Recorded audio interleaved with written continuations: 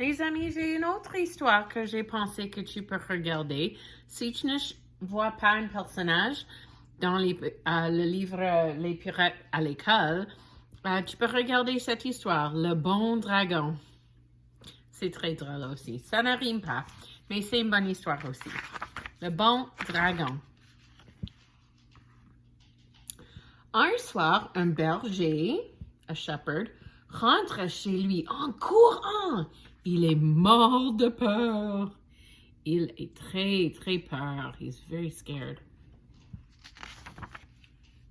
Il annonce à sa femme et son fils, « J'ai vu quelque chose d'effrayant. I saw something very scary. C'est aussi gros que 4 chevaux. » Donc, c'est la même grandeur que 4 chevaux. 4 horses. Avec des longues griffes, une longue queue pointue et des écailles bleues et brillantes partout sur le corps.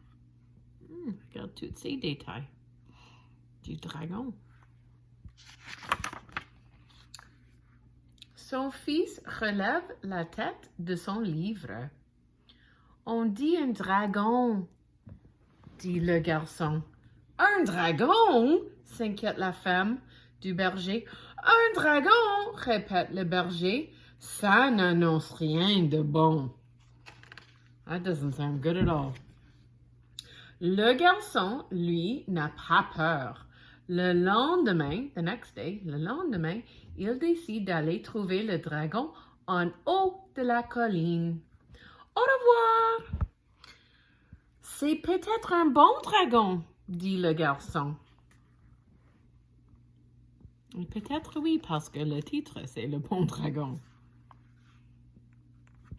Regarde les moutons. Le dragon est gentil et très content de voir le garçon. C'est beau ici, mais je me sens bien seul. Donc, il veut les amis. Le garçon sourit. Il s'assoit et pose plein de questions au dragon. Si tu peux parler avec un dragon, je suis certain que tu vas poser beaucoup de questions aussi. Le dragon lui raconte plein des histoires des temps très anciens. Il y a de dangereux dragons partout, mais pas maintenant. Il n'est pas un dragon dangereux. Et les chevaliers se bataillent contre eux pour sauver des princesses. Le garçon revient, he returns, écouter les histoires tous les jours. Donc, ça a l'air que le garçon et le dragon sont les amis maintenant. Puis, les gens du village entendent parler du dragon et ils commencent à avoir peur. Donc, ils veulent que le dragon n'est pas là. Le garçon court dire au dragon, les gens du village veulent se débarrasser de toi. Get rid of you. Mais j'ai rien fait et je ne vais pas faire mal à une mouche. I wouldn't hurt a fly. Ce jour-là, le garçon apprend une nouvelle à glacer le sang. Il est arrivé. Qui est arrivé? Saint-Georges, le tueur du dragon. So he gets rid of dragons. Il va se battre contre le dragon. Le garçon retourne voir le dragon. Saint-Georges, le tueur de dragons, veut se battre contre toi, s'écrie le garçon. Et il y a la plus grande lance que j'ai jamais vue. Et le dragon répond, mais je n'aime pas me battre. I don't like fighting. Je vais simplement me cacher dans ma grotte jusqu'à ce qu'il parte, dit le dragon. Tu ne peux pas, hurle le garçon. Tout le monde veut un combat. Tout le monde veut que tu battes Saint-Georges. Je suis sûre que tu vas trouver une solution, répond le garçon en bâillant. Oh.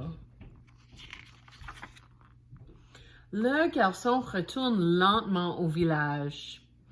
Des gens du village parlent du dangereux dragon avec George. Il mange 10 moutons pour déjeuner. Il a mis le feu à 5 maisons. Est-ce que ça c'est vrai? Non, il n'a pas mangé les moutons. Il n'a pas mis au feu les maisons. Ils ne sont pas honnêtes. Ce n'est pas vrai, dit le garçon. Ce dragon jamais fait mal à une mouche. Peut-être, mais tout le monde veut un combat, répond George. Il n'y a rien à faire. Suivez-moi, dit le garçon. Et puis, il va avec George voir le dragon. Quel endroit parfait pour un combat, dit George. Pas de combat, dit le dragon. Même pas un combat pour faire semblant, demande le garçon. Faire semblant, pretend, right? Peut-être, répond le dragon. Je pense qu'ils vont jouer un tour, hein? They're gonna play a trick sur les gens du village. Le garçon se tourne vers George et lui demande « Peux-tu promettre de ne pas lui faire mal? Can you promise not to hurt him? » Ah bien, le combat doit avoir l'air vrai. It has to look real. Est-ce qu'il y a une fête après le combat? Demande le dragon. Oui, et tu seras invité, dit George. Ah, c'est drôle. Le lendemain, les gens du village viennent pour voir le combat. Le garçon attend. Il est un peu inquiet et il est près de la grotte du dragon. Les gens du village accueillent, so they welcome Saint-Georges avec des applaudissements et des hurrahs. Mais où est le dragon? Puis, un rugissement se fait entendre sur la colline et les flammes dans l'air. Je pense que c'est le dragon. Tout le monde retient son souffle à la vue du dragon. Ses écailles brillent et le crash des flammes. À l'attaque! Crie George. Il s'élance au grand galop en tenant sa lance haut dans les airs.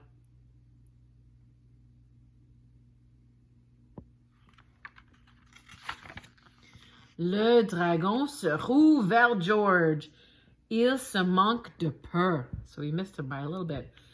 Manquez! Hurle la foule. George et le dragon font demi-tour et retournent à nouveau.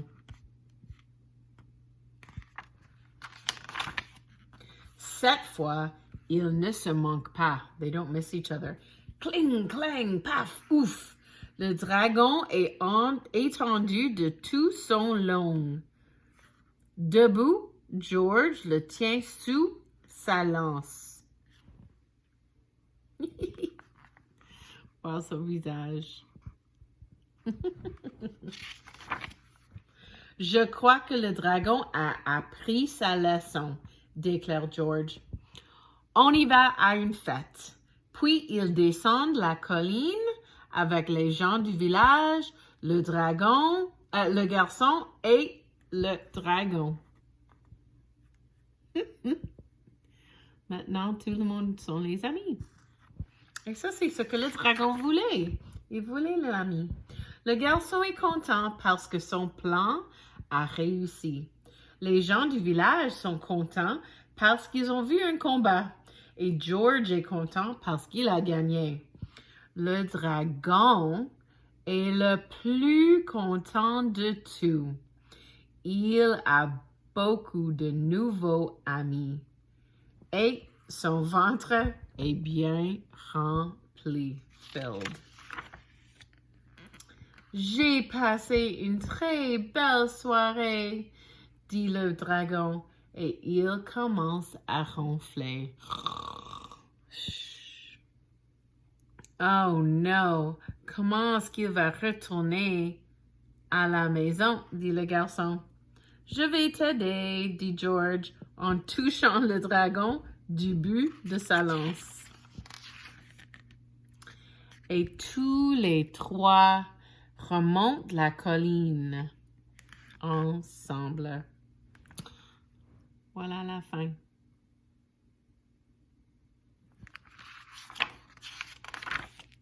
Donc, les amis, tu peux choisir un personnage d'ici aussi que tu peux décrire si tu préfères.